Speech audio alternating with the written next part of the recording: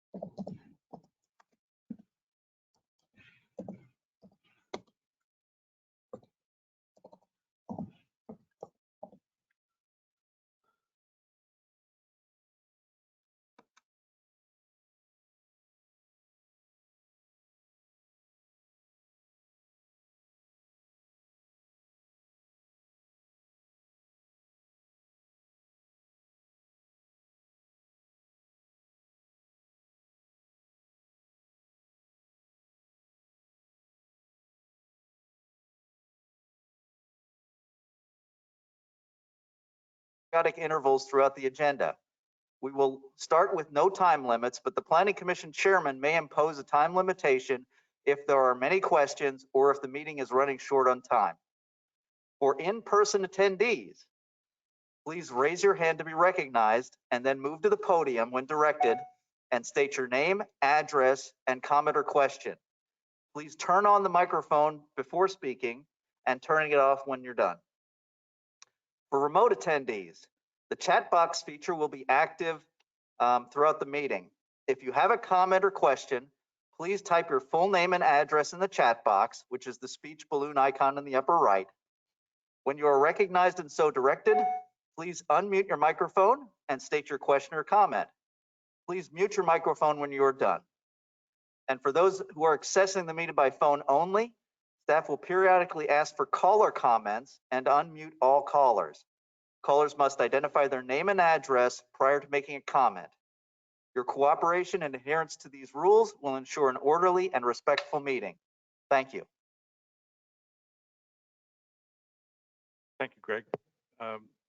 We will move on to agenda item 3, which is the approval of minutes These were emailed to everyone. Are there any comments on meeting minutes? Hearing none, and hear a motion to approve. So moved. Second. Motion by Brian, second by Diane. And are you going to do roll call votes? Okay. Monica Hodges. Or I. Diane Kelly. Aye. David Kennedy. Aye. Brad Osborne. Aye.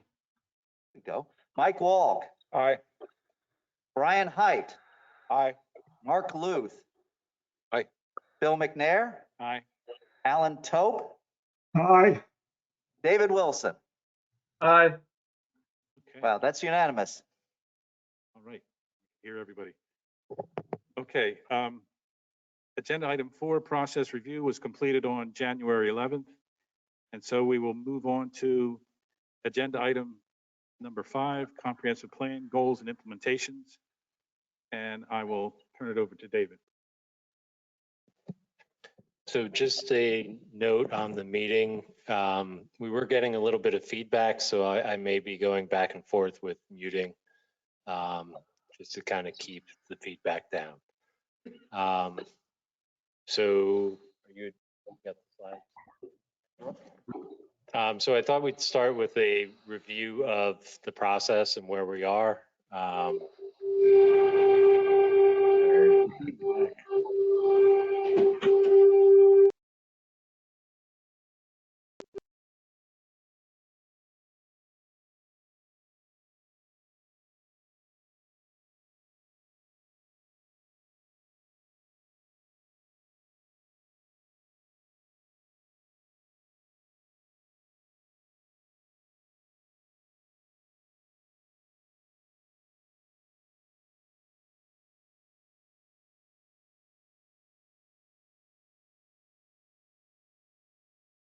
That up, we get into the mapping and the land use plan.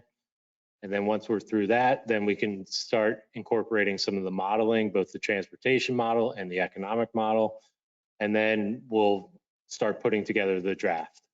So that's kind of the process, the agenda for the next few workshops.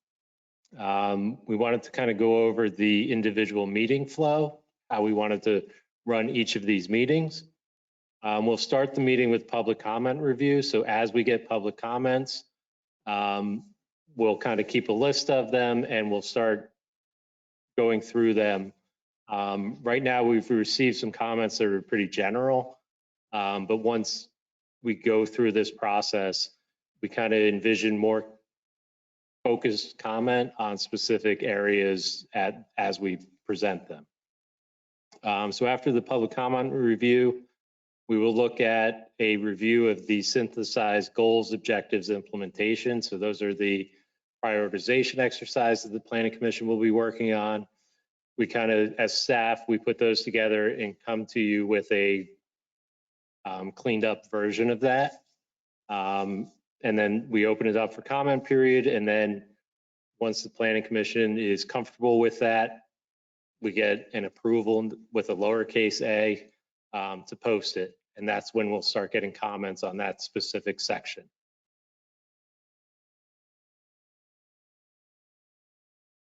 So for this meeting, we don't have that yet because we haven't gone through the prioritization exercise, but that'll start at the next meeting. When we get into each element, so we start with a new element, we will review the goals and objectives. For each element, there's working group recommendations, 2009 comp plan, and LVPC that we'll all be working with and looking at and prioritizing. So after we present those goals and objectives, we'll move on to Board of Commissioner comments. So this is where the board can present their view on these goals and objectives, things that are highly concerning, things that they want to focus on. And then we move on to public comment, again, on that staff review of the specific element goals and objectives. Then Planning Commission gets to talk about it, and then we get into the prioritization exercise. And that'll be done for each of the 3 subjects. So the 2009 comp plan, the working groups, and then LVPC. After the Planning Commission prioritization, we open it up to, again, to comment. And then we start the question of what additional goals and objectives, what might be missing? Is there something that we can add to it, something we should add to it? That's our opportunity to have that discussion.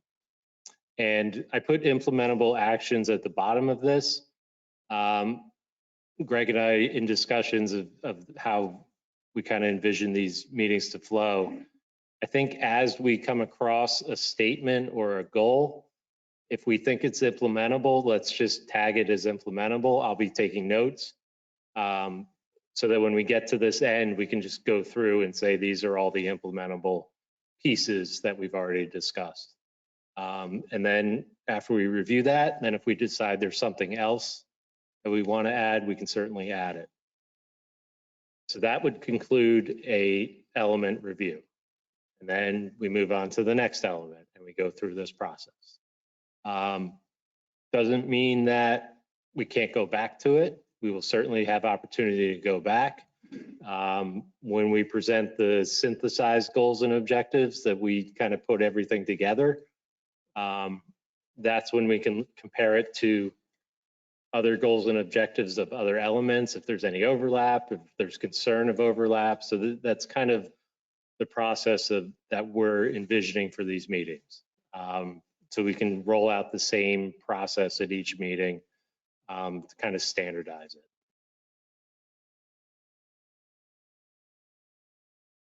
So we can start with public comment review.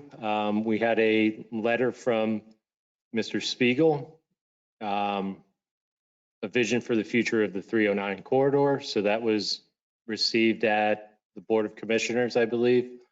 So that was a heavily transportation focused comment letter. So we will bring that up when we get to the transportation section.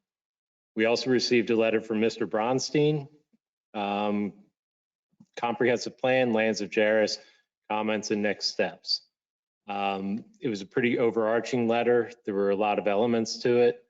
I put down land use, but there's going to be pieces of that that'll get incorporated into other elements, like, for example, historic resources. There was a comment in their letter that talked about historic resources. So we can bring those comments into each of the elements as we start discussing those. And the idea of having this public comment review is, as comments come in, we have that catalog and that list so that we don't forget stuff. And we can always go back to it. And if there's something that we want to reference, and we certainly have that list and we can jump back into them.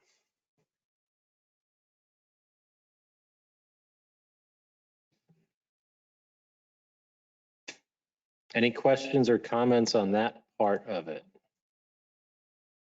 Yes, Dave, I do have a comment.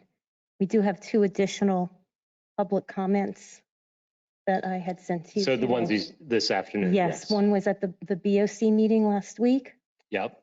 and it was Mr. David Burke. Yes. Just want to make sure his are Yep. included as well. Thank Yep. you. And some of them might be tricky of where to put them in. Some may be like Mr. Burke's comment. I don't want to get into too much detail now, but it may be something the board wants to look at sooner rather than later. So, I mean, we can talk about all the comments, but yes, we should put those on the list and start discussing them when they are appropriate. Just to clarify, Dave, we will be adding those to the list for tonight's Yes. meeting? Okay, I think it would be Right. good to have an inventory, so when we do get to this different segments, and even at the end, if the board wanted, the Planning Commission and then the Board of Commissioners ever wanted to look at the entirety of the written comments, I think that would Yes. be helpful. So, and I think we have a folder on the server where we're saving them, so that we have access to all of them. And that is like formal comments, so any letter that gets submitted or comments. The one that Monica forwarded was the gentleman that spoke the other night. So we have a folder that we can catalog all of those. There were a lot of comments that we received throughout the process. We have them, but they're not neatly cataloged, and a lot of them were just like one sentence comments. So we're trying to address like the bigger, meaty comments. And I think when we get through, when we present these synthesized goals and objectives, I think that's where we're going to start getting some good commentary and feedback on, you know, our more manageable bite-sized pieces of goals and objectives. Thank you. Yep.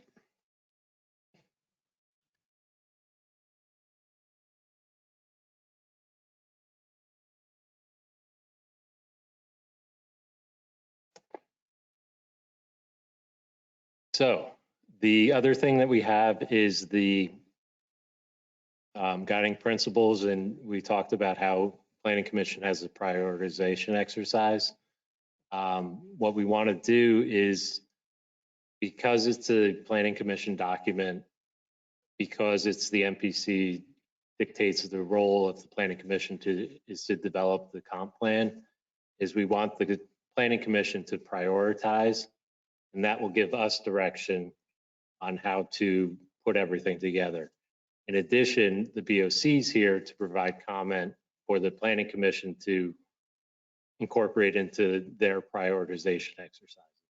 But we have a really inclusive, kind of all engaged process here, so that everybody has their voice. But we want to kind of get the Planning Commission's thoughts and then move forward with that. So with that, we're going to start in as long as everybody's ready. All right, here we go.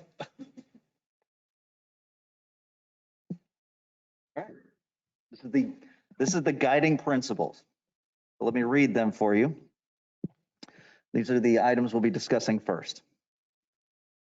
Protect natural, historical, recreational, scenic, open space, and agricultural amenities, resources, and assets. Coordinate future land use, development, and redevelopment in sync with the capacity of the road network and utilities to absorb changes.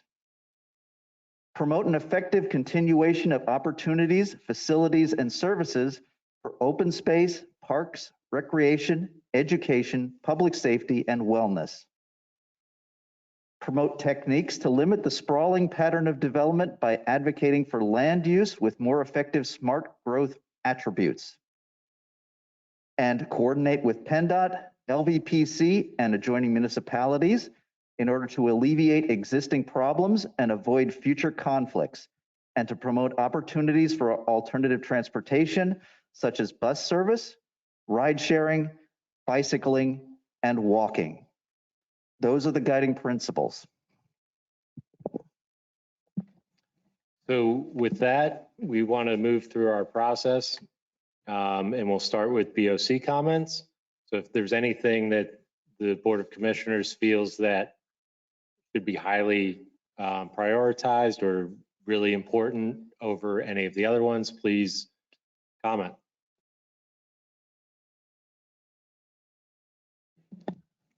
David?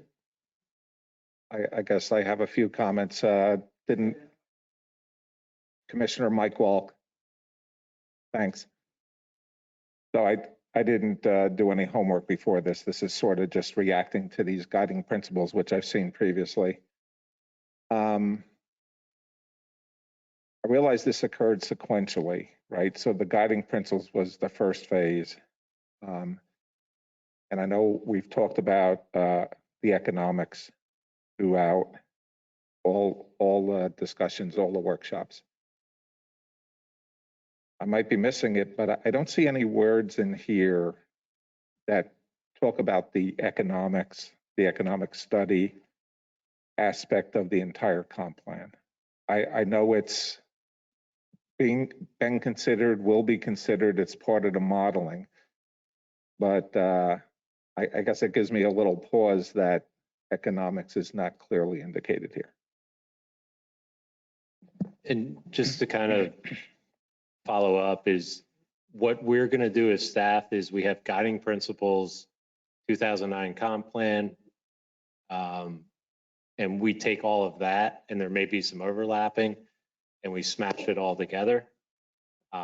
So if there's a 2009 comp plan that mentions economics, and wherever that falls in priorities, we'll kind of put them all together. But it's definitely missing from the guiding principles. Yeah, and I guess I don't want to make the statement here on the spot, but whatever we do here has to be economically sound for the township, basically. My second comment is I'm happy to see the words public safety in the guiding principles. So it's there. I'm uncertain whether the mentioning of it in this third bullet gives it enough weight compared to what we want to see as a township. I'm thinking about, instead of just promoting public safety, that there be some prioritization on public safety. And my third comment is, I've read about this terminology, smart growth. I've looked online for definitions of smart growth. It's used very often. It's often become a buzzword, if you will. I honestly don't know what smart growth means. I think different people use it at different occasions to prove some point. But I think it would be appropriate and valuable if this comprehensive plan actually had a formal definition of what smart growth is. Thank you. Just a comment with regards to smart growth. We heard that at, I believe it was the guiding principle meetings, a similar statement. And I'm pretty sure I sent a link to a smart growth. I forget what the organization's called, but like Smart Growth America is like the leading organization on smart growth. And I put a link, I believe it was in the blog, to a definition and more explanation of it. And we could find that and bring that back out. Thanks. Commissioner Kennedy, I have a couple comments I'd like to make. I echo what Mike Walk said on the public safety issues and also on bullet point number 4, prior to the word smart growth, but promote technique to limit the sprawling pattern of development.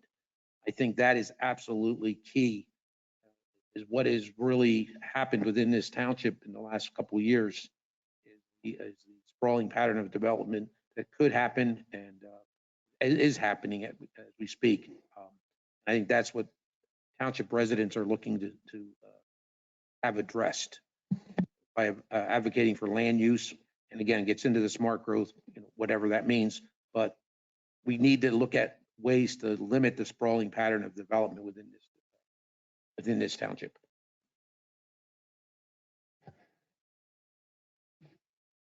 Commissioner Kelly, I echo both of the commissioner's comments. Certainly, I was curious about the smart growth and also sprawling pattern of development. That terminology also has multiple definitions. And I do think it's important that we get some definition and direction there. But the one thing that I would like to also point out is the second bullet point, coordinate future land use development and redevelopment.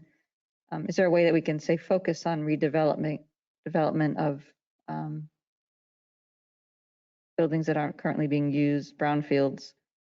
Is there a way we can not just coordinate, but actually put a focus and emphasis on that? Thank you. Can I just add one more comment on mine?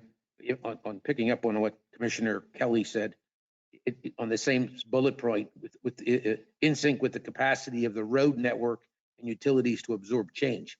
Again, we saw that with Parkview, with the road use. The 309 intersection there, who actually makes that determination?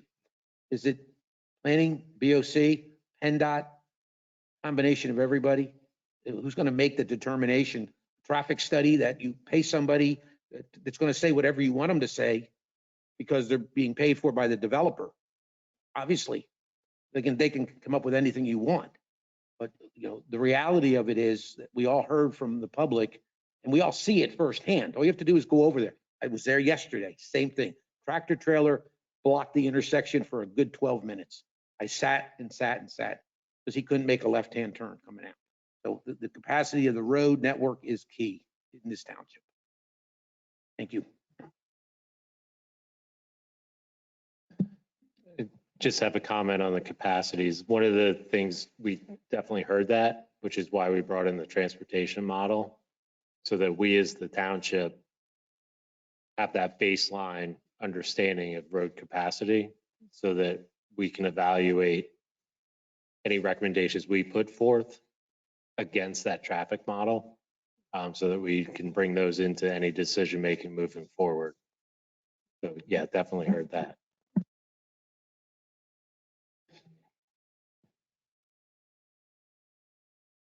Hi, Commissioner Hodges. I just wanted to add, I agree with Commissioner Kelly. I like to use the word repurposing, and I believe that's basically the same thing, repurposing what we have, using what we have. And also, under protection of natural, historical, recreational, scenic, etc. It would be nice to see preservation in there too. I know they're synonymous, but preservation has been very important, and it's important to me. Thank you.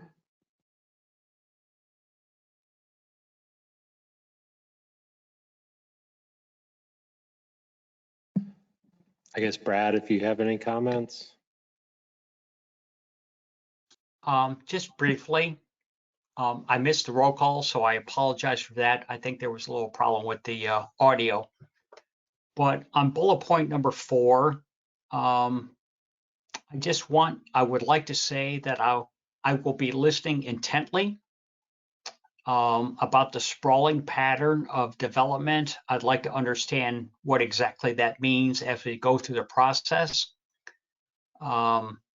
And of course, I also have the question about what smart growth attributes means. I have no other comment at this point, but that's what I'm focused on in let's say that these 5 bullet points, bullet point number 4.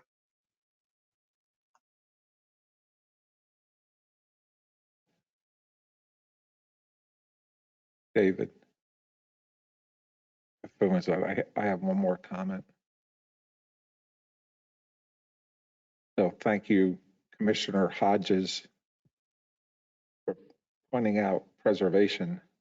If I look very carefully here, honestly, it's striking that the word preservation does not appear in the guiding principles.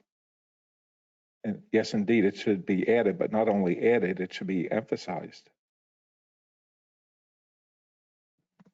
I think the first statement has protect, which is what the intention was for that. But I can see that, yeah. And then also with regards to smart growth, kind of embedded it within that term is a preservation and a, kind of a balancing of the two, preservation and development. So that's kind of within that definition, but definitely we'll mark that down.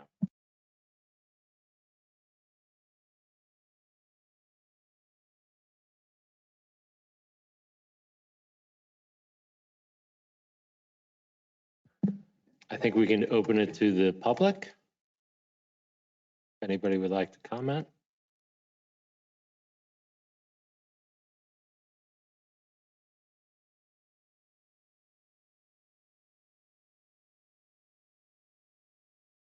We have Rob Hodges. Question is, are these 1707 Penn's Crossing, are these guiding principles listed in order of priority? They are not, or are they all considered to be equally important? At this point, yes. Are there any guiding principles that take priority over We're about to find out. If not, should there be, what if we can't achieve them? So a lot of those questions are part of the reason why we're going through this exercise, is to find out what the priorities are, what they should be. And there's going to be overlap. So we're going to kind of bring all of these in and hopefully end up with, a fresh 5 or 6 goals and objectives. But yeah. Dave Burke, 1436 Buck Trail. Go ahead and unmute. Yes, can you hear me? Yes. Okay, thank you. Yeah, just to build on the repurposing comments, and I'll call it legacy zoning, but a piece of property like Parkview, which was brought up before, has a zoning attached to it, HC, which probably came from the fact that a motel was built there 70 years ago. And that probably was before there was any zoning in the township. But at some point, it picked up the legacy zone, or it picked up that HC zoning. When you repurpose that property, there are several uses, intended uses that are, I'll say, fit that property as everything has grown up around it. When that motel was built 70 years ago, it was all cornfields and farmland. Now, the number of houses in that area, there's 600 dwellings. So overwhelmingly, any mixed-use property put in that space is just going to overwhelm the road networks. When we repurpose, I think it would be appropriate to look at the uses allowed in the particular zoning area and think about modifying those things so that it's realistic, and that the road networks and the use actually fits into that particular piece of property. So again, I'd say when you repurpose something, you really ought to look at what fits there, and if it's appropriate zoning that it picks up, and rezone as appropriate. Thank you. Thank you. And just to kind of comment, and for the boards, the comprehensive plan, as part of it, we'll be developing a future land use map, which is a policy, and that kind of sets the stage for future zoning. So if there's recommendations that come out of that future land use map that are contradict what our existing zoning is, that would be a ripe opportunity for rezoning. So kind of think of when we get to the land use plan, that's setting the stage and a broad context for updating zoning. And that's the process, that's part of the reason we go through this process of comprehensive plan updates, is to determine if things still make sense.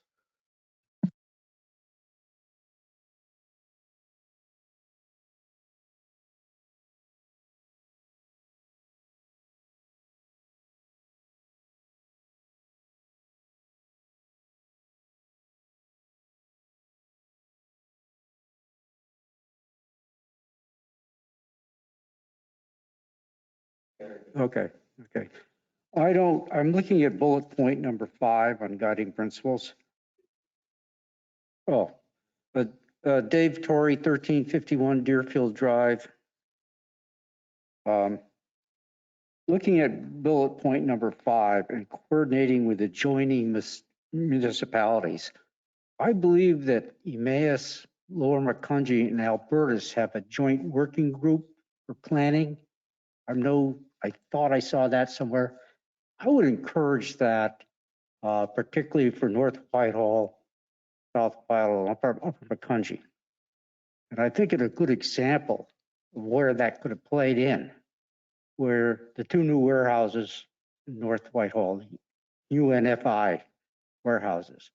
There are 2 emergency access routes for the fire companies and the ambulance corps down onto the turnpike. That could have been an easy pass lane, easy pass entrance and exit to the warehouse. And that would have taken, I heard one number, 100 tractor trailers a day coming up 309, through Orfield. And I don't know if that's, but that would be an example of municipalities coordinating together on something that has a very serious impact. We're concerned about warehouses on Crackersport Road or Chapman's Road, but that one has a far more impact, a longer impact, basically from, you could say, Ridgeview, the light at Ridgeview and Mac Mac trucks that we always talk about, all the way up to the Township line with North Whitehall. I don't know whether that's the right place to put it, but that's one thing I'd like to see come out of that type of thing. Thank you.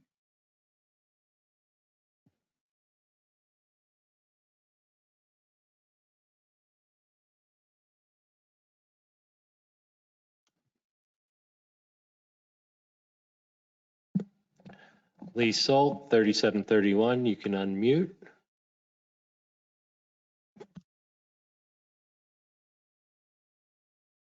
Yeah, I just wanted to see if David, and I think David Burke had said it about the capacity of the road. Is existing there because, everybody can come in and put, whatever they want. And as they said, do the traffic studies to whatever they want to make them.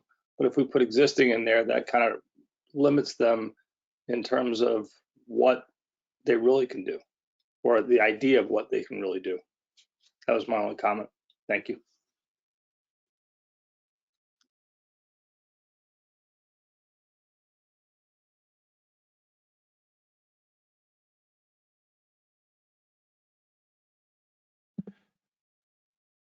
So I think we are done with public comments. So Planning Commission, if you have anything to discuss prior to the prioritization of the guiding principles. That's what we do next as an organization. I think these are a lot of good comments. I think one thing I agree with the bringing up the definitions are important to how we do these things, because one person's smart growth might be another person's sprawl. It's important that we at least understand what we're saying rather than camouflage it in words. And I think a lot of good comments to add to what we have with the guiding principles.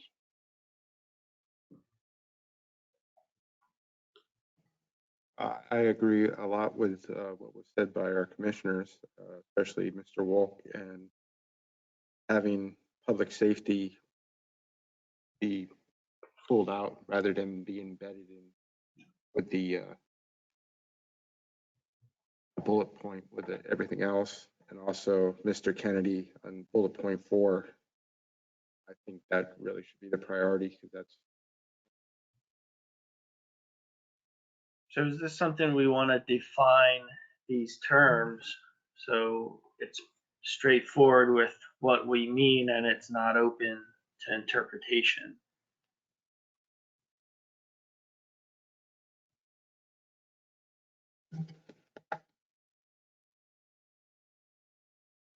Looked up smart growth and found that site was the first site that popped up, which was Smart Growth America, which gives 10 guiding principles to what smart growth is about.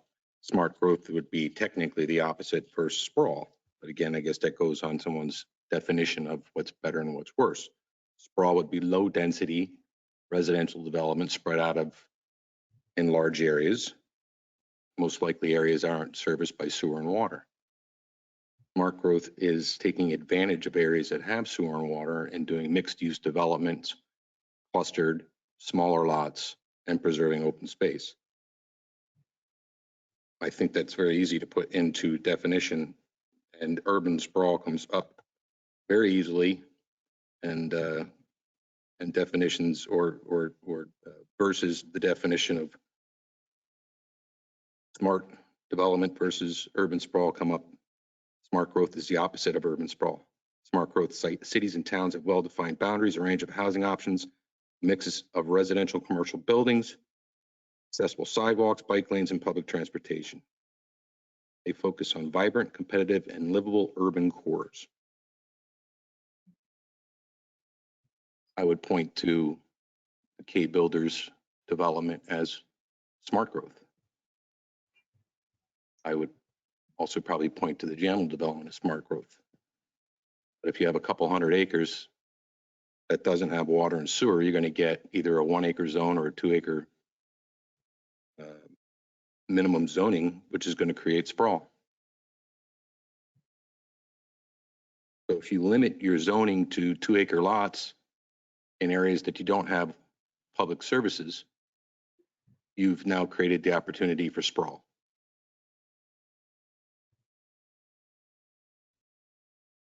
Preserving versus protection. If you're going to preserve, be prepared to buy it unless someone's willing to give it up for nothing, which isn't always the case. And I'm all for protecting it, assuming you're not taking the rights of the landowner in doing so.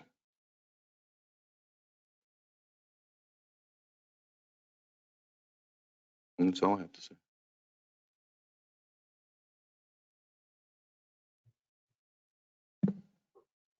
So just a comment, one of the things that has come up repeatedly with regards to preservation is incentivizing and using incentives to incentivize landowners to preserve portions of their land. And that gets to conservation subdivision design. And these are tools that we'll be bringing up later in the process. You know, I often talk about the planner's toolbox. We have a pretty big toolbox, so a lot of these concepts are going to be coming up, and we'll be going through that process. But right now, we're kind of in the beginning piece of it, and everything you guys have said, you know, is exactly what I'm thinking and where this is headed. So great job.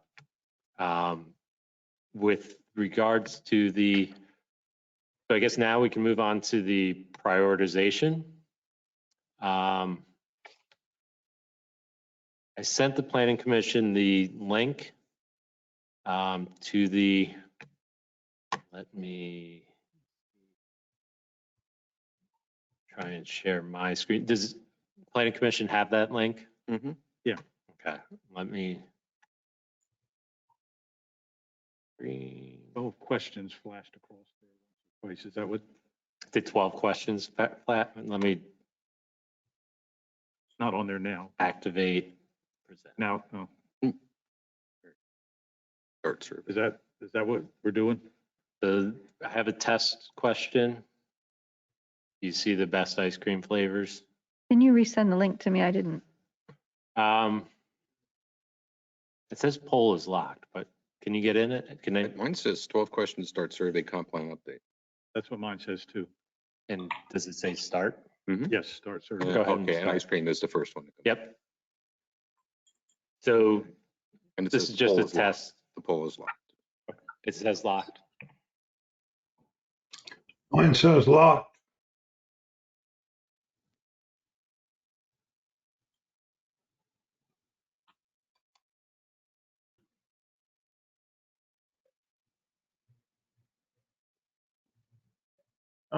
Oh. Saying waiting for presentation to begin. Activate. Present. All right. Did it do anything? It's back to start survey. It is locked right here. Yeah, mine's locked. Yeah, it's locked. It's there.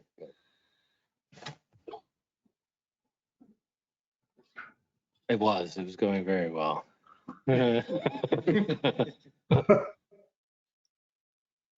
Gather responses without presenting your. Nope, I just have pictures of everybody.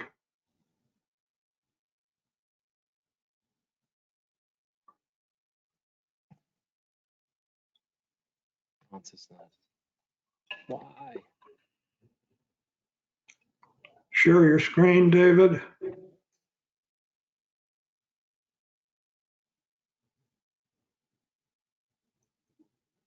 Anything happened there? Some of the questions below.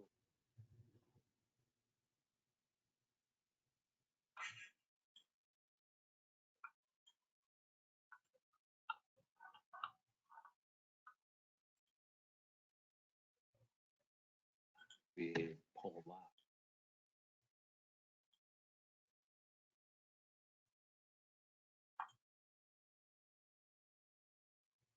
Can't read your handwriting. Is it I'm sorry, Diane. O-L-L-E? B, Oh, that's a V. yeah, Ah, sorry. I thought it was an Pull S. everywhere.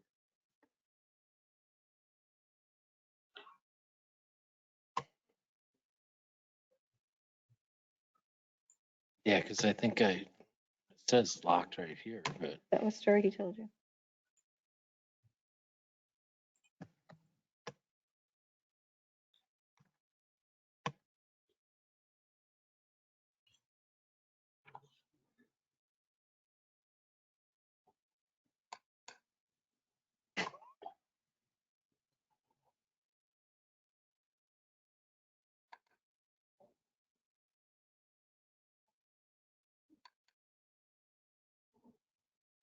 All right, we might have to do this old fashioned. Technology's great when it works. It's horrible when it doesn't. How should we do this? We can skip the ice cream. We can skip the ice cream, but the guiding principles is the one that we want to work on, and it's locked, and I can't figure out how to unlock it. We'll try to reset it again. 'Cause maybe every time you're on. Okay. You want to? Okay, so the backup plan, I will poll the planning commission members individually. And when you do, give me your ranking. There's 5 topics. So if you want the third one first, say 3, and then the next highest and the next highest and the Or next just highest. go. Read the first one and 1 through 5, rank it 1 through 5. Yeah. And then we'll go through all. Okay, so the first one. Yeah. All right. Yes. Yep. So the first bullet point, which is? Protect natural, historic, recreational, scenic. Yes. All right, so here we go. Brian Height. I have it as 42315. Oh, so you got them all. 4, 2, 3, 1, 5. There you go. Okay, that works. All right, we'll just follow along then. Diane Kelly. Oh, you're putting me on the spot. Yeah, I got that first. If you want, you can pass. Well, I know this isn't a fair statement to make, but for different reasons, each bullet point has its own weight. And do we need to prioritize, or should these 5 bullets be applied across the decisions that we make? So the reason we're doing the prioritization is when we look at it as staff and we have overlapping principles or goals, we can then have that information to put them together into something that makes sense. So it's really for a guide for us when we're developing them and putting them all together. Because again, there's kind of like a funnel and everything's coming down and we have to figure out, what the important pieces are. And that's why we're asking for this prioritization. Yes, they are all important. And you go on to the next person and circle back to me. I'll Absolutely. do my homework now. Absolutely. Mark Luth, you're up next. 31254. 31254. Excellent. Bill McNair. 41312. Oh, you've got 2 ones. 2 ones. I'm sorry. So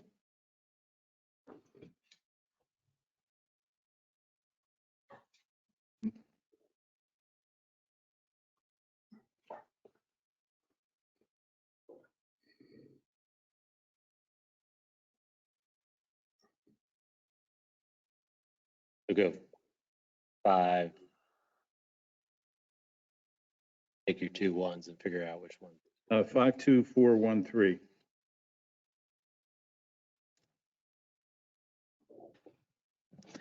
Next up is Alan Tope.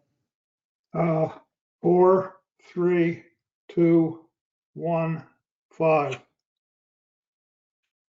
Next up is David Wilson.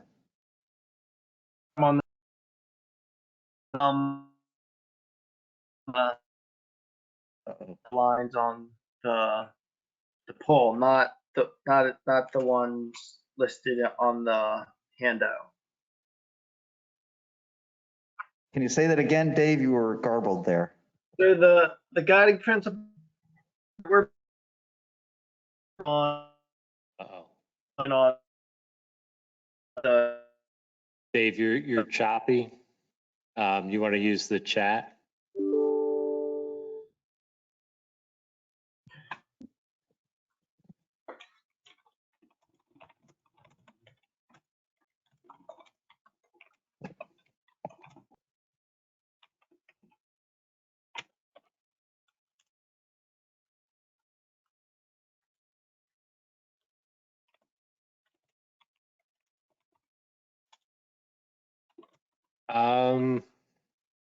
The order, yes, it's the same order that's in the Word document. Oh, it should be the same. When you guys were ranking, were you using the guiding principles, the slide, or the handout? The handout. The handout. Dave, it's the handout. Okay, the handout. Okay, yeah, I have 2, 1, 3, 4, 5. I'll text it to you. Oh, we got that one. 2, 1, 3, 4, 5.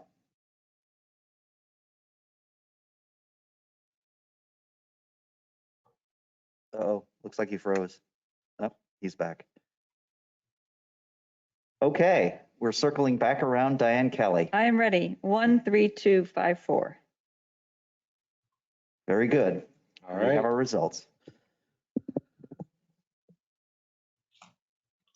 So according to the meeting flow, the next thing is any comments on that?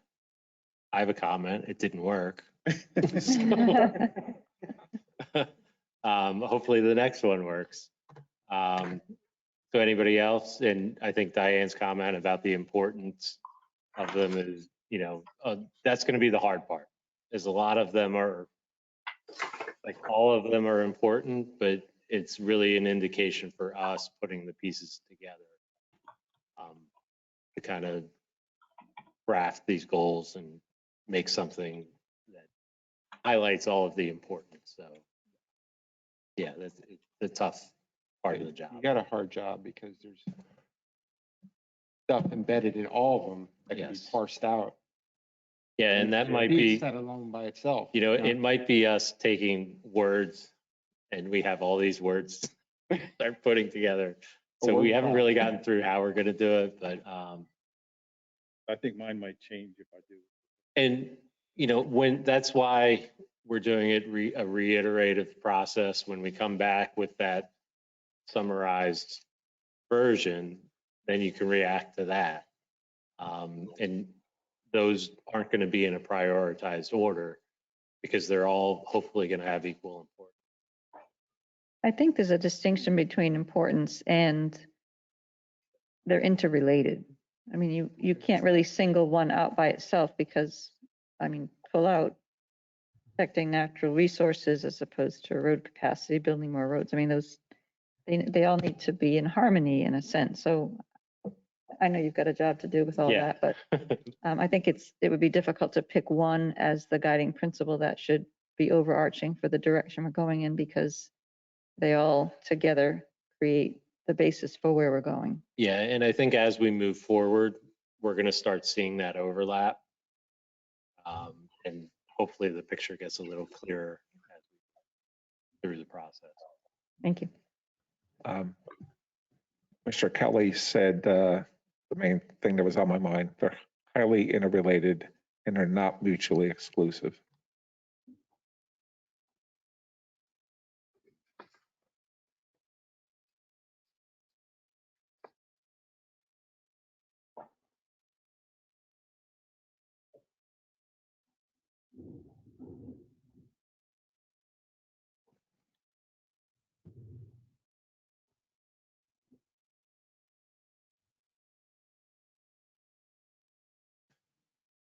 Okay. I think we move on and hope the next question works.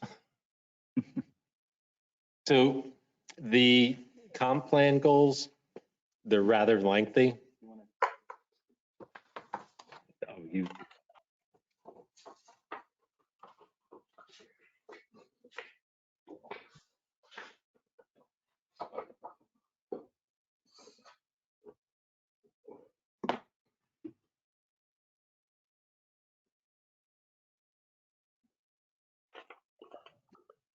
So the comp plan goals are lengthy and there's a lot of background on them. So there's almost a page on each one.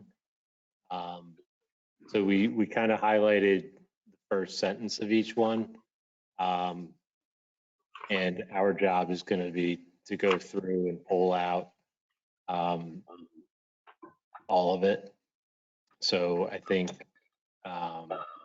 we can go ahead and go through each of the sentences. It's like 1 or 2 sentences, and then start the process again. So are we going to be prioritizing these 10? So whatever. Yes. we're back to BOC comment, public comment, planning commission comment, prioritization. Okay, so while you're thinking about these, I will read through them. Number 1 is growth management. Grow in a harmonious way that maintains the character of the township by providing a transition from urban to rural areas as demonstrated by the rural to urban transect. An oldie but a goodie. Keep the pace of growth consistent with the township's ability to install infrastructure in a fiscally responsible manner. Number 2, innovative planning and zoning tools and design techniques. Incorporate state-of-the-art planning and zoning techniques to create attractive neighborhoods, mixed use, and non-residential areas that promote walkability and are socially, economically, and environmentally sustainable. 3, building and maintaining walkable communities and villages.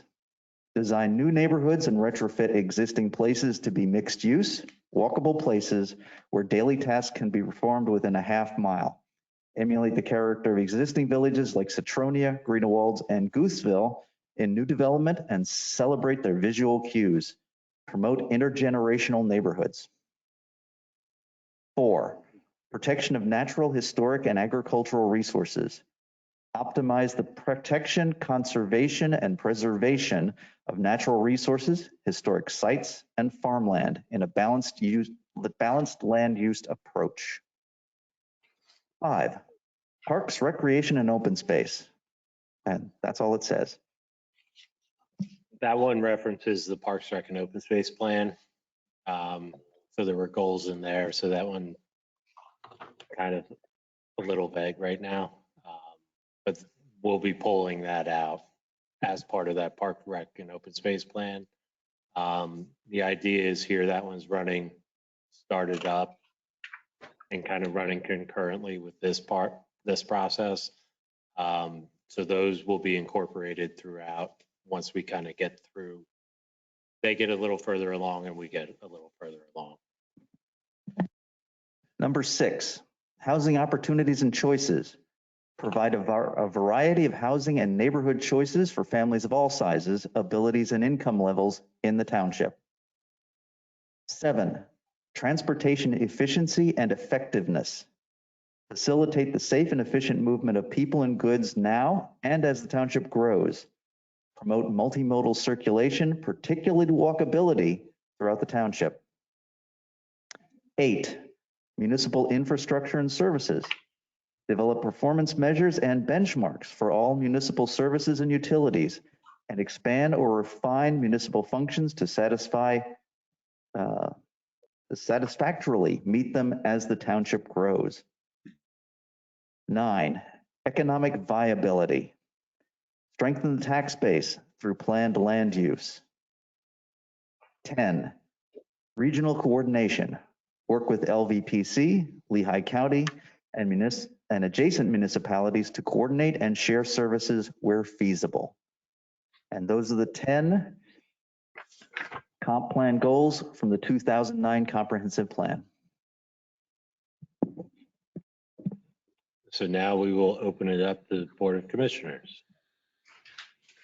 What do you want us to do? So any comments on these, the 2009 goals and objectives? Anything general comments, things you think we should prioritize, things that may not be as important, just any general comments? Commissioner Kennedy, right off the bat, number one, growth management, grow in a harmonious way that maintains the character of the township. Over the last few years, it has not been harmonious at all. And that's something that I think needs to be addressed. It has to become harmonious with the township residents. We all have to be able to work together with our developers and the residents of the township. That to me is key, and it's right in number one, in a harmonious way. Okay, Monica Hodges, I wanted to comment on number 1 and number 4. Number 1, where it says ability to install infrastructure in a fiscally responsible manner. I also want to comment that we should be able to maintain existing infrastructure, not get too far ahead of ourselves where we can't maintain what we already have. And in regards to number 4, there's the protection and the preservation word again. And of course, I in no means want to take anything from a landowner. They have their rights. I respect that. But we need to have some type of preservation plan in place. We need to have something to offer them. Thank you. I had a brief addition for number 1, infrastructure. Stood out to me in that particular line item, not just to install infrastructure in a fiscally responsible manner, but is there a way that we can tie it to a township plan for infrastructure, a future plan that actually, as opposed to a vague notion of what we might have, something more measurable?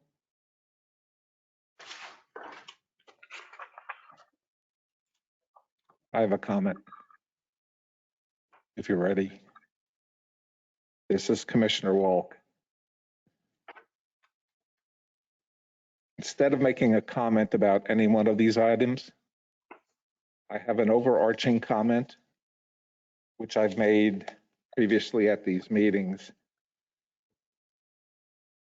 I think the most important thing that we can do in looking back at the 2009 comp plan goals and the corresponding 2014 zoning ordinance changes and zoning map changes is that we can look at, and we should look at, what were the expectations when the 2019 comp plan was created and when the zoning was changed in 2014? What were the expectations and what is the outcome? What is the outcome compared to the expectations? Largely, the comp plan and the zoning created what's included here in a couple of these items, created mixed use development as opposed to traditional development. The zoning ordinance, I'm going to approximate, but grew from something like 200 pages to 400 pages to pick up the ability to have the mixed use developments via the TNDs, et cetera, et cetera. It's been said at one of these past meetings, I won't name the development, but there was sort of an assessment 2 years ago where the then board spoke about what I'm talking about here is what is the outcome compared to what was expected? And at least one commissioner said, I never quite imagined that this is where we would be today with the developments that are being submitted and approved. Sorry I went on so long. I think this overarching comment is the thing that's most on our citizens' mind. It is largely the feedback that has been given to the township by several means, directly and at the ballot box.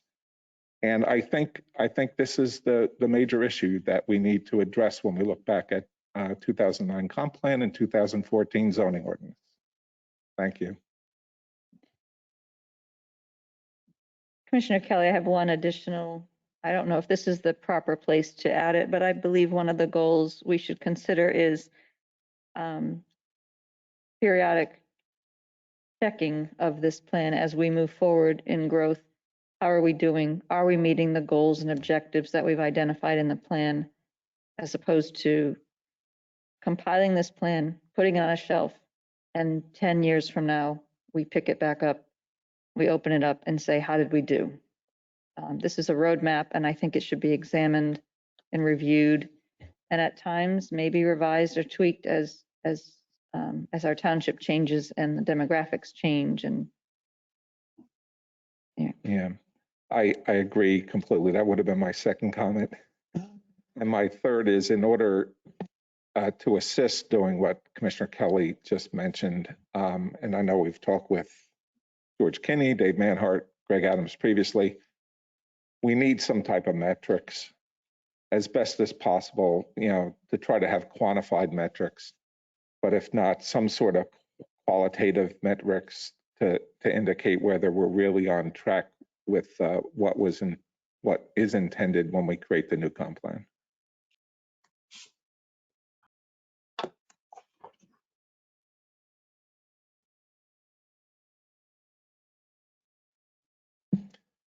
Just to jump in, there was, so I'm trying to take notes as we're going. Go ahead. could we just check with Commissioner Osborne to see if he had a comment before you summarize? Yep. Thank you. I don't have any comments. I'm just listening, and I appreciate all the input. So just to kind of summarize, there was a lot there. The harmonious comment that oftentimes smart growth talks about harmonious development, so that kind of ties into that smart growth piece of it. Maintaining infrastructure, when we get to utilities and facilities, that's going to be a highlight. This winter, we've had a lot of water main breaks. So that will definitely come out when we start talking about utilities. The comment about preservation and having something to offer is huge, and that kind of gets to the comment of having incentives to get what we want. So there's some give and take that we can build into, using the planner's toolbox. We can build in these incentives to hopefully get some outcomes that everybody's comfortable with. Again, related to infrastructure and a plan, the goal was certainly broad. There is a sewer plan called, I believe it's the 537 plan, that talks about where sewers can go, it's basically the sewer plan. So the whole idea of this comp plan is to lay the framework not only for zoning, but also for an updated 537 plan. So that's definitely something that we've talked about. The periodic checking and the qualitative metrics and looking at outcomes, that was one of the notes I had on something that was missing. So that we'll certainly talk about that. And the idea of using our implementation strategies is that kind of becomes our metrics. We prioritize implementation. We determine a duration, so whether it's a short-term implementation, midterm, long-term, so that we have that matrix, that when we go back in and look at the comp plan, we are keeping track using that piece. One of the things that often happens with comp plans is a lot of the language in a comp plan is very ambiguous and not very clear and very generalized. So it could be like something that says look into. And what does look into mean? Is, Greg and I contacted PennDOT. Is that considered look into? So that's why when we get to the implementation, we want to be very clear. Somebody brought up having, clear direction and clear definitions. So the implementation piece is kind of where I see that being the main focus. That's kind of my reactions to the comments. We can open it up to public comment.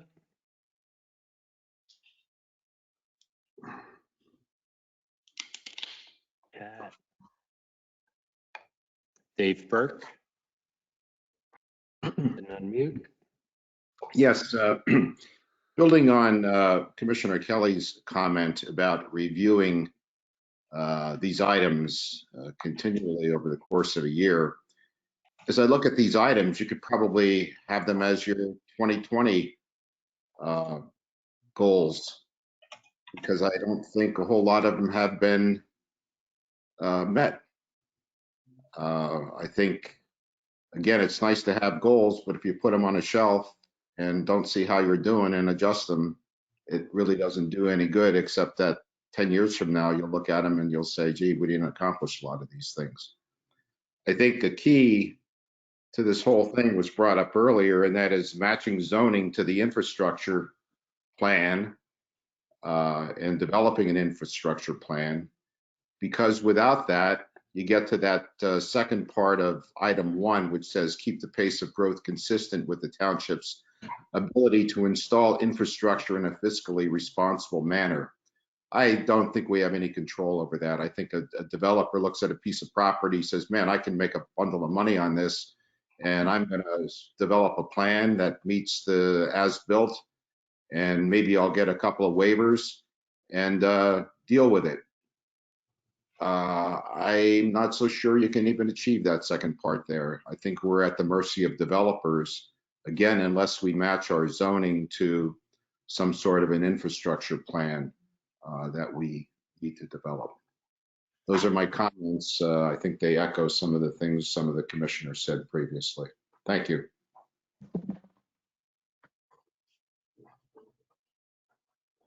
Lee Solt, 3731 Manchester Road. Yeah, good evening.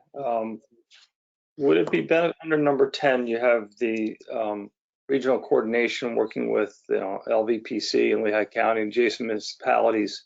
Would it also be beneficial for, or maybe you do it now, for somebody from South Whitehall to reach out either annually or biannually to the large landholders in the area and talk to them and see what their plans are for their properties? So it would help us plan ahead of time in terms of, okay, this is what they're coming out with in 2 years, or this is what they're going to have in 3 years, what they're planning on doing, as Jairus did probably in the very beginning of the comp plan process. They threw what they were going to do up towards Parkland High School out there just for thought. Is there something that should be written about that, and does the township do it now? So one of the things that we've put into the process is we've reached out to stakeholders throughout the process. The stakeholders being large landowners and or shopping center owners. We've certainly reached out to them. We've had some luck in engaging them, but one of the things that we're going to look to do is during this part of the process where we're compiling the comp plan is try and engage these stakeholders more to get them involved in the process so that we have an understanding of their challenges, how we can work cooperatively with them so that everybody gets what they want. And if it's, again, I keep going to my toolbox, if there's tools in the toolbox that are going to help a developer and help us preserve open space, that's a tool that we can bring forward. but not knowing what these stakeholders are after, it makes it a little hard. So we're going to start reaching out to them. And we have a few ideas on how best to do that, that we're currently working through, trying to figure out the best way for that. So at present, there's really no liaison between, maybe you are, Dave, or somebody else in the staff is, that reaches out on an annual basis to talk to some of these landholders and say, what are you planning? What are you thinking about? Just having an open conversation, very casual, about what they're thinking about doing that might come down the road in 2 years or 3 years.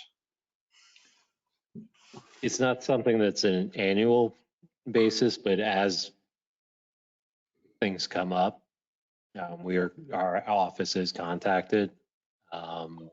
It may be questions on a comp plan meeting or things like that, that we do have some engagement.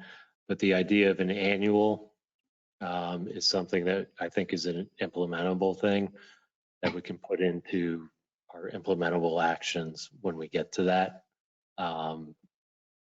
Have an annual stakeholder meeting kind of thing makes a lot of sense. Thank you. You might have limited results with that. Because all we can do is invite. They're going to be very protective of their plans, not to show their cards. Yep. Other locations across the way.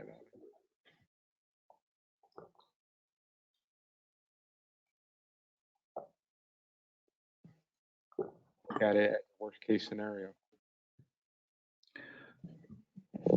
That's what we often do when somebody comes in with a rezoning request. They'll ask for a self-storage, but we have to. What else could it be? Look at the uses that are permitted. Yep. And that, I typed it, I don't know where I typed it, but looking at outcomes and evaluating, which is part of the reason we brought the models in, so that we can evaluate decisions as we move forward. If we make this decision, what are the outcomes, or what are the possible outcomes? There's the economic model, there's the transportation model, and then with GIS, we can do build out models. So there's all kinds of, here I go, going back to my toolbox. There's a lot of opportunity of things that we can build into the process and moving forward, that this comp plan is going to set the stage for and make those recommendations to move forward.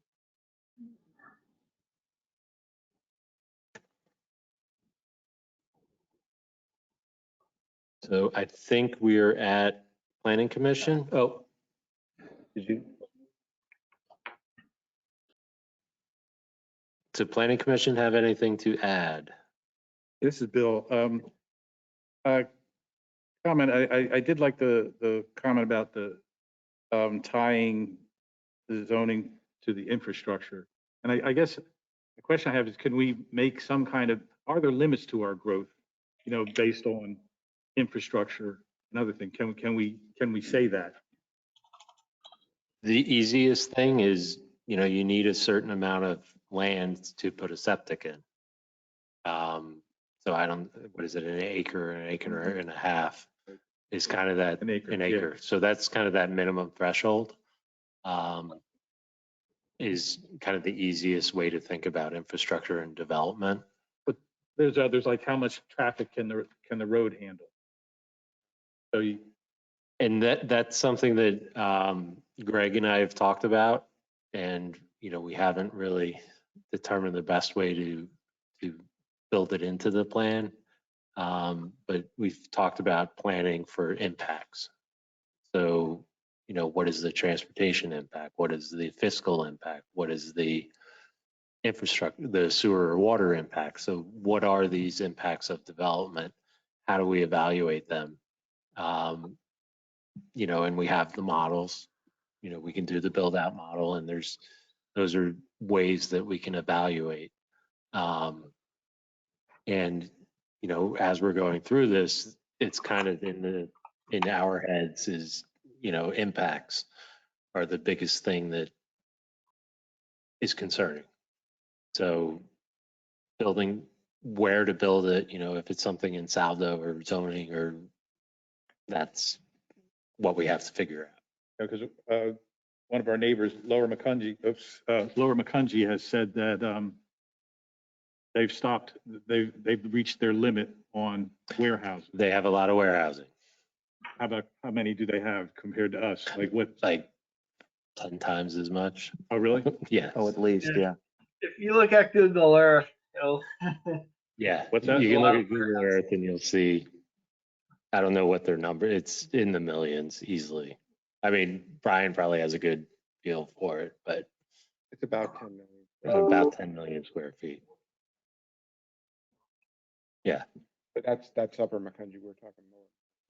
Like, talk to Albertus about their impacts that they get from all. You know, the and houses. that's also the, you know, we talked about regional cooperating with the neighboring townships, the region, 309, you know, developing North Whitehall is coming through 309 to get to 22.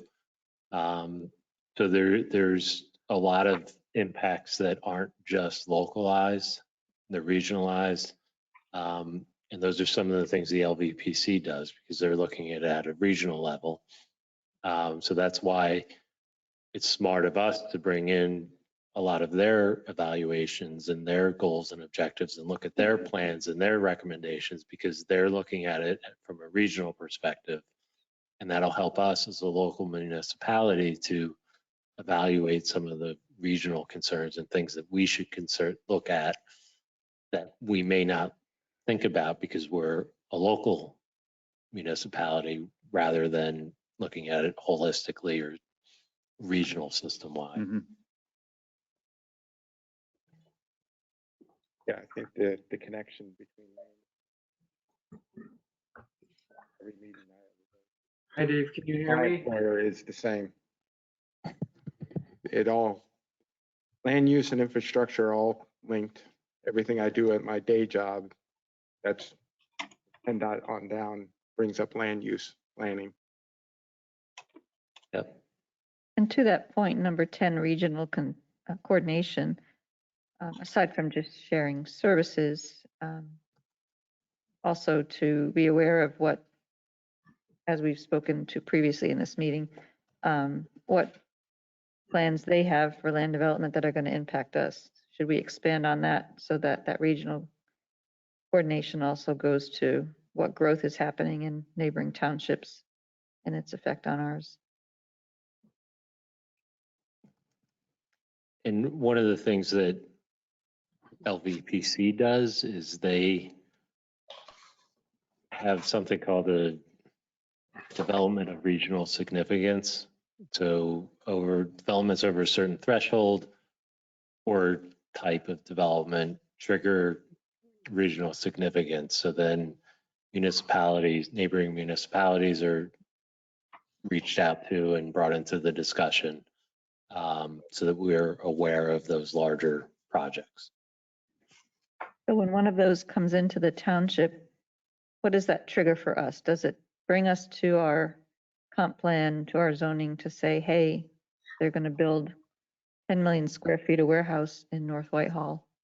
It We can. need to take another look at what we directed in that area to make sure that our infrastructure can support based on what that growth north of us is going to bring into our area. Is there a way that we can, when we're looking at the comp plan over time, to tweak in, to add in what's going on at other municipalities?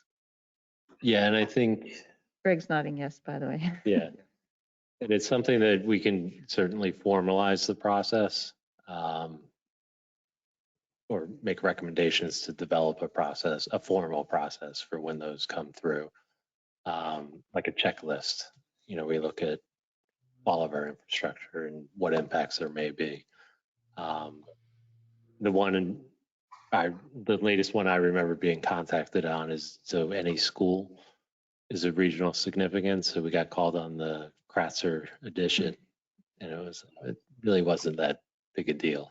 So, but you know, when the North Whitehall, if there's developments coming through, I don't recall whether the UNFI. I'm sure we were notified, but I don't think I was in this position when that came through. So I can't really speak to that one, but we're certainly keeping our ears open of future development. Thank you.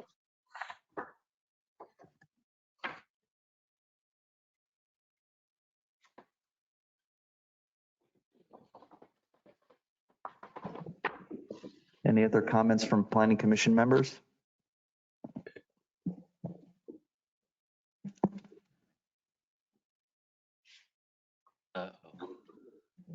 Now we have to try the prioritization again. If at first you don't succeed. So how does that work? So question 3, is question 3 open? But it says you can only respond once. How do you respond? I think Because once I clicked on one, it said undo your vote. you were done. Yeah, You only get one shot, so you only voted for one.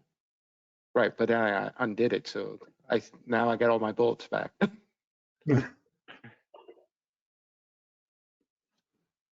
I think there's a way for me to response setting limit responses per person.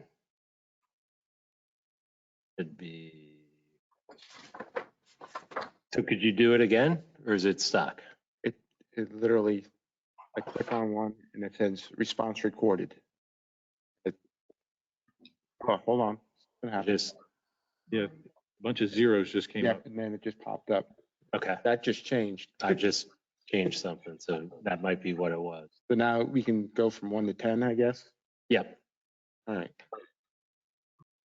Just went away. Did I Start just? survey?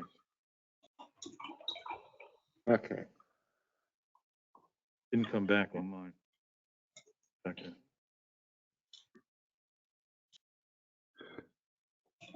We're waiting Share my for screen. David Civic Pants. What is it? Civic Pants. 036s. Okay.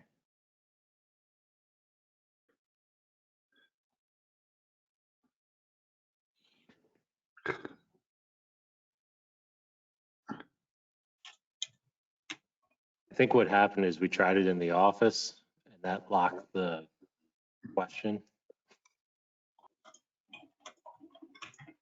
Right. Yeah, whatever. I think you have to drag them. No. No. Whatever one you click on first gives it a 1.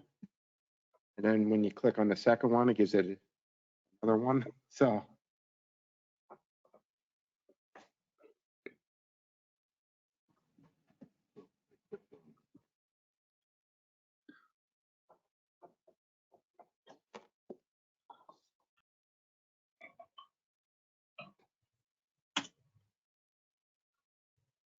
Not assigning a number as you go.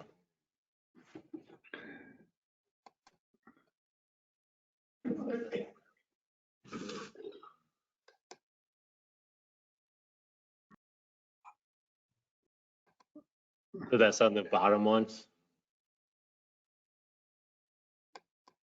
I got 2 number ones. So it would, So it's just given a select. Yeah. Not given a. So I may have set the question. Uh-oh. Each option may only be selected once. Okay. if you select them all once, you'll have 10 ones. Yeah, exactly. Well, it should, the way it's supposed to work is you're supposed to be able to drag the question. Up to the top, you mean like number 1? Ah, so that's what you have to do. Not in this, on this question. Okay, not in this.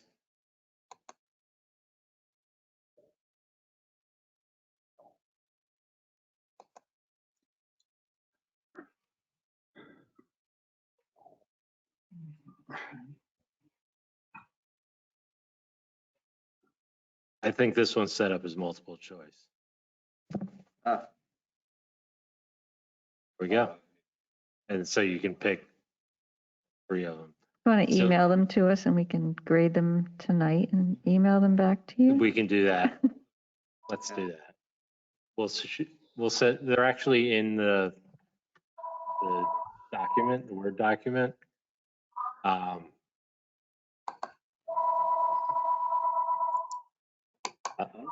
Somebody's phone's ringing. Okay, that sounds like a good idea to do it So tonight. we'll either, yeah, so you can take the, I'm going to cut and paste them into an email and just put your numbers on each of them. Send them back. It would be like the document you sent us out. Yeah, it'll be in an email with each, with a bullet, and then just put a number next to it. Okay, I think that's better. It Yeah. also gives us more time to think about It it. gives you some time to think about it, yes.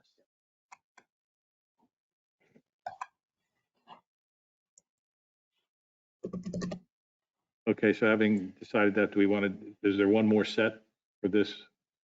So I believe we are at, so open comment and prioritization, we don't really have that prioritization. We'll go ahead and roll that into the next meeting. On our individual meeting outline, we have additional goals and objectives.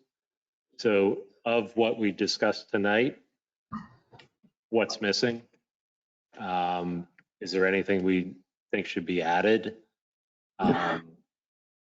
Diane's comment, and which built off of Mike's, was to re-examine the comp plan. So building a goal somewhere around that is something that we can certainly add to the goals and objectives. It's something that I've had down for a while now, and it's something that in New Jersey, the MLUL, which is the governing legislation, requires municipalities to do a re-examination report, is what they call it. I believe the requirement's every 5 years. And it's actually a really pretty good outline, because it asks a series of questions, and the municipality or the township planner goes through and answers the questions, and the questions are arranged in a way that if something comes up, it may indicate a specific piece of your zoning or your comp plan needs to be updated. So it's kind of a neat process and something that I want to bring to the boards for consideration. One of the things that I like to do is, if there's something that works, adopt it and start using it. Make some minor tweaks to it, but it gives us a starting point. That's something that we can certainly build into the plan. I'll go ahead and go through my list, and then if there's anything we want to add. I think the comment related to dealing with large landowners or stakeholders in annual meeting, I have it on my list as some sort of process for large stakeholders. And I haven't really built out that idea. Whether it's a sub plan, one of the things Greg and I have talked about is dividing the township into specific regions and looking at, because we have pretty unique character areas throughout the township. And that may be a way for people to, like, if a large landowner comes in and they may have to update that section of the comp plan or do specific updates related to that section of the township. So these are some ideas that we've talked about building in. And again, as we go through this process, we'll bring it up in more detail. The other thing that I have down is look at multi-municipal plans. The experience I've had with multi-municipal plans is they're great until it comes to zoning, and you need other municipalities that are willing to make the tough decisions and the trades and accept some type of development. And, you know, not everybody can have all open space. Somebody has to accept the quarry or the factory, or the warehouse. So it's a give and take thing. And if there's a good relationship with other municipalities, that's how it works. And that's how you can really get those to work. But I think building in, there's a comment in here that talks about regional coordination. And even if it's not a fully adopted multi-municipal comprehensive plan, identifying those municipal partners and at least having conversations with them and building something into the comprehensive plan as an implementable item where, you know, there's a yearly planning conference with the neighboring municipalities or something. So those are some of the ideas that we've had and we've talked about. So I don't know if there's anything else that others think we should build into here. And again, these are the overarching goals and objectives. So the big picture stuff, when we get into the specific elements, they'll be more detailed, specific to historic resources and things like that. And again, it's not something that, you know, this isn't the last crack at this. You know, as we're going through the elements, you know, something that comes up in natural resources, we may all say we need to prioritize that needs to go make its way up to the top and be an overarching goal. So we don't want it to sound like, you know, this is the last chance at new goals and objectives. And, you know, it's going to be a long process. Well, hopefully not too long. But there's going to be opportunity to revisit this. Do we have an inventory of our land, our zoning, of how many acres are zoned? Yeah. So different. That's a very easy GIS operation where I can get the acreage of zoning pretty quickly. So can we have that and then say, should that be our goal? Is that, you know, what we have is our goal, or should we be looking to say, what do we want in ideal South Whitehall world? So I think with the comp plan, we're looking at ideal. But I think realistically, we should know what we have to start with and what direction we want to send them in. The one thing that, thank you. Yes. Yeah.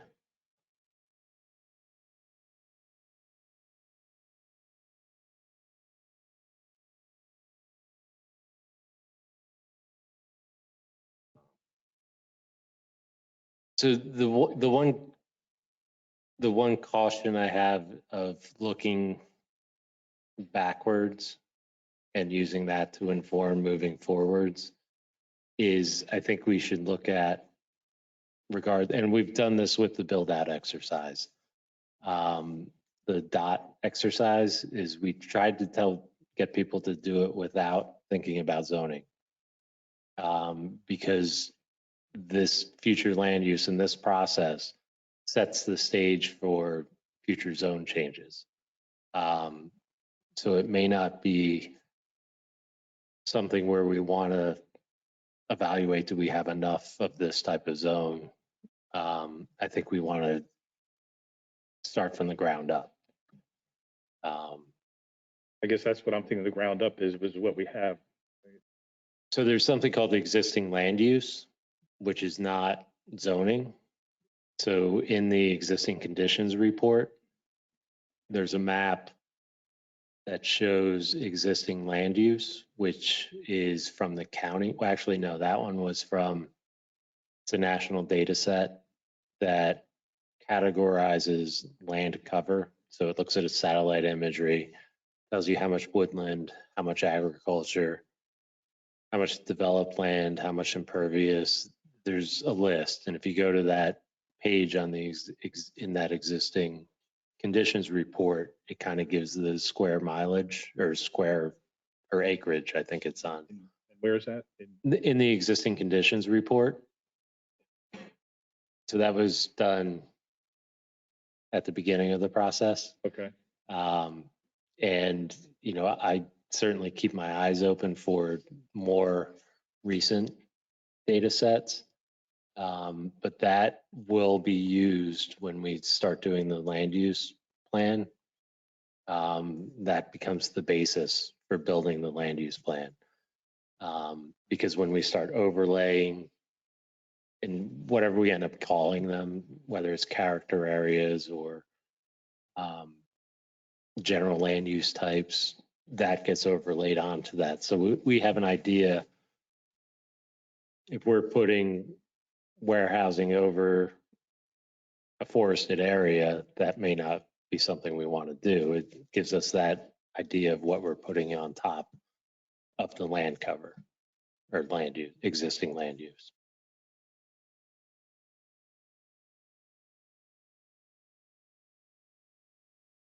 Right, because this, I think, will help us to looking at all those things, kind of where we are. And so, and that's the exact, you know, the way the comprehensive plans are laid out, there's like the introduction section that's basically says where we're at. And the rest of it is where we want to go. And that existing conditions report is where we are. Where we are. Okay. There may be some updates that we can do to it based on newer census data. And if I can get my hands on a newer land cover data set, I'd love to.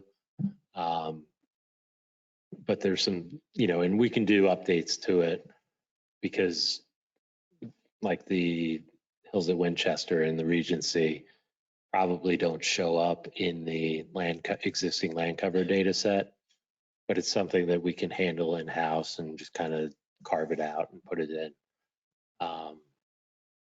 So that'll give us our groundwork when we get to the land use plan. Okay, so for this to get through the goals, you're going to send out thing on the 2009 comp plan. Yes, so before I leave tonight, I will send out an email that has a list of those 2009 goals. Go ahead and rank those, send those back, and we'll categorize them. Then when we come back for the next meeting, we'll have, fingers crossed, we'll have the synthesized goals and objectives, and we'll use that as our starting point for the next meeting. Okay, and that would go into natural. And then we go into resource protection. And I think it's historic agriculture, natural resources, same process we went through tonight.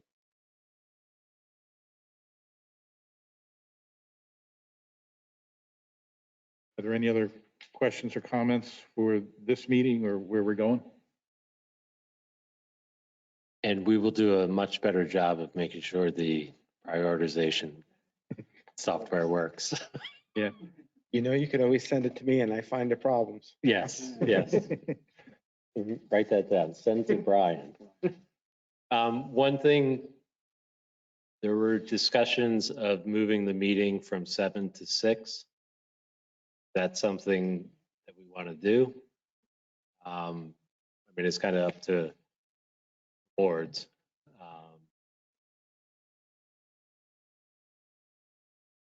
I think 7 o'clock is Is what? convenient. 7 o'clock? Okay. Everybody else think? Keep it that way. Is that what you prefer to do? Okay. All right. Right. Okay.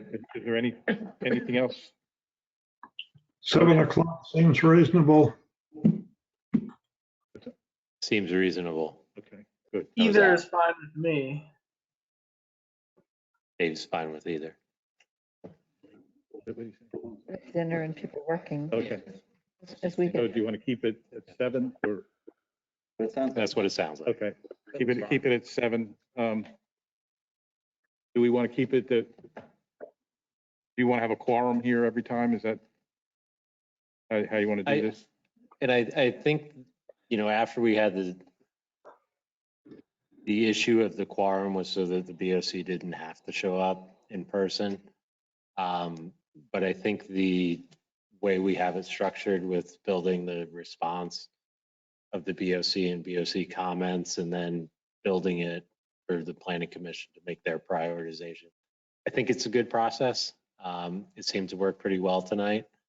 So I'm pretty happy with how it's working out. Well, other than the whole Other than the everywhere. software. Other than the technical difficulties. Yes. Okay. Yes. All right. And the virtual meeting stuff seems to be working really well too. So that's good. Okay. Good. All right, motion to adjourn, So moved. second? Okay, we're done. Thank you, everybody. Thank you. These are all the. Thank you.